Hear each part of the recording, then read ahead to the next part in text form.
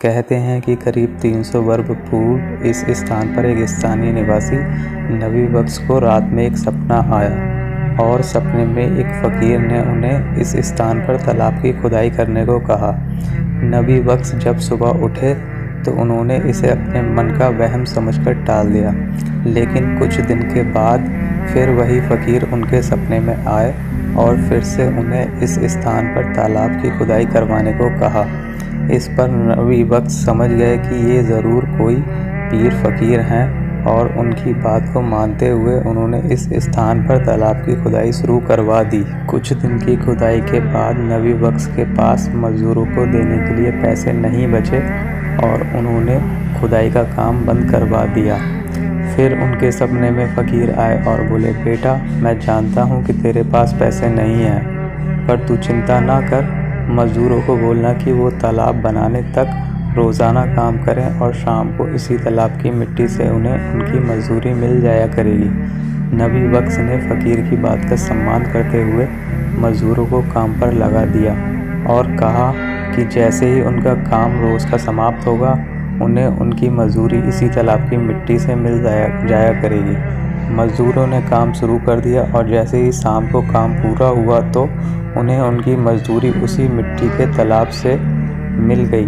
ऐसा कई दिनों तक चलता रहा और मज़दूरों को उनकी मिट्टी से मजदूरी मिलती रही, लेकिन फिर अचानक उन्हें मजदूरी मिलना बंद हो गई, लेकिन मज़दूर फिर भी काम करते रहे। कहते हैं कि पूंछ से पुरमंडल जा रहे एक व्यक्ति के सपने में वही फ़कीर आए। उन्हें कहा कि उसे रास्ते में एक स्थान पर तालाब की खुदाई का काम लगा हुआ मिलेगा और इस खुदाई को करवा रहे उस बुजुर्ग जिनका नाम नबी बख्श है से जाकर कहना कि तू चिंता ना कर, इस स्थान के पास ही एक बड़ा पत्थर है और वो उस पत्थर को हटाए तो उससे उसके नीचे से मज़दूरों को देने के लिए सारी मजदूरी मिल जाएगी। पर कहते हैं पूंछ से पुरमंडल की तरफ जा रहे उस व्यक्ति के मन में लालच आ गया और उसने इस स्थान पर आकर स्वयं ही उस पत्थर को हटाया, पर उसे उसके नीचे कुछ नहीं मिला। फिर वो कंफ्यूज हो गया कि ये फ़कीर का संदेश उस नबी बख्श को दे या ना दे। इसी दुविधा से वो फंस गया।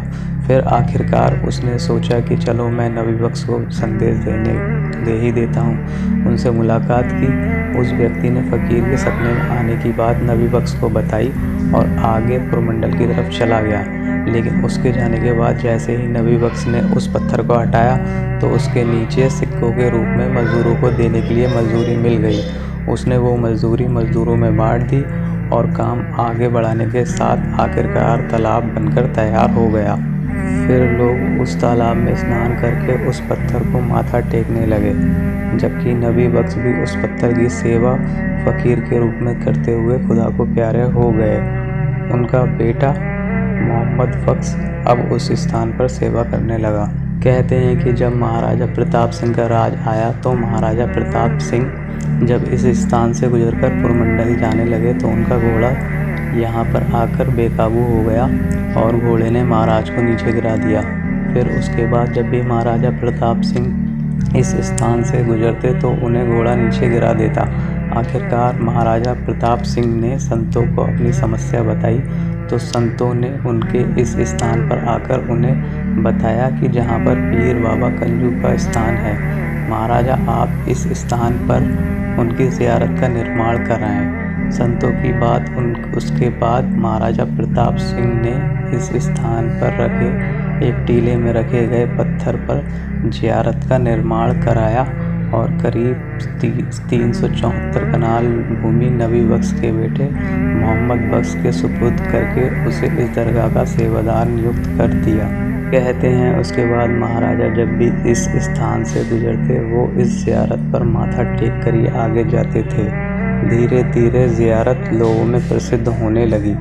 पीर बाबा काजू जी के चमत्कार व आशीर्वाद से लोगों के दुखों का निवारण होने लगा।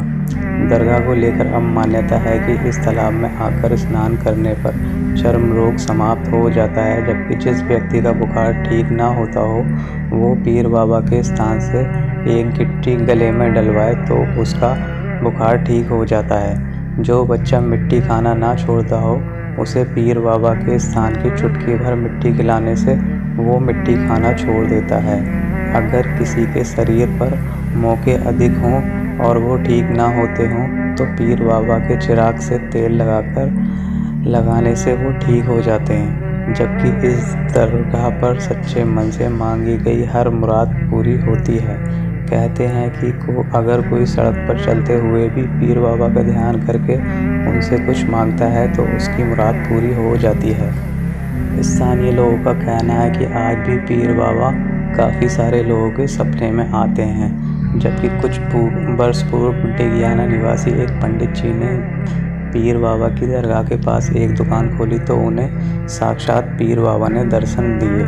पंडित जी पीर बाबा के दर्शन पर इस कदर डर गए कि वो दुकान बंद करके ही चले गए। लेकिन कहते हैं उसके बाद पंडित जी ने बड़ी तरक्की की और उनके परिवार में आज सुख और समृद्धि की बास है। आज पीर बाबा कांजू साहिब की दरगाह पर हर जुमेरात को हज़ारों लोग हाजिरी लगाते हैं और अपने मन की मुरादें पूरी करते हैं। इस दरगाह में पीर बाबा की ज़ियारत के पास एक अन्य फ़कीर की कब्र भी है जो कि पीर बाबा कांजू जी की सेवा करते हुए लोगों की तकलीफ़ों को दूर करते थे और करीब 150 वर्ष पूर्व अपना शरीर छोड़ने से पहले उन्होंने कहा था कि उन्हें ज़ियारत के पास ही दफनाया जाए और उनका शरीर छोड़ने के बाद उन्हें ज़ियारत के पास ही दफना दिया गया। आज भी नबी बख्श के परिवार की 7वीं पीढ़ी इस स्थान पर सेवा करती है। जबकि वर्ष 2003 में इस दरगाह का अधिकार औकाफ ट्रस्ट ने अपने अधिकार में ले लिया। उसके बाद औकाफ ट्रस्ट ने इस दरगाह का विकास किया और आज इस दरगाह को एक सुंदर रूप प्रदान किया गया है जो लोगों की आस्था को और मजबूत करता है। अब दरगाह के पास एक मस्जिद भी औकाफ ट्रस्ट द्वारा बना दी गई है ताकि मुस्लिम समुदाय के लोग यहां आकर नमाज अदा कर सकें। जबकि तालाब पूरी तरह से सूख चुका है और इस तालाब को लेकर काफ़ी विवाद हुए हैं।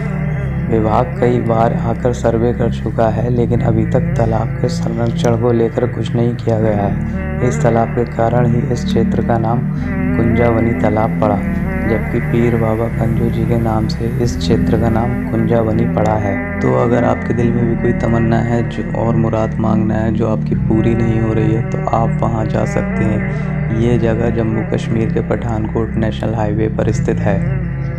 तो कैसी लगी स्टोरी प्लीज़ लाइक करो, शेयर करो, सब्सक्राइब करो मेरे YouTube channel old is gold कहानी को।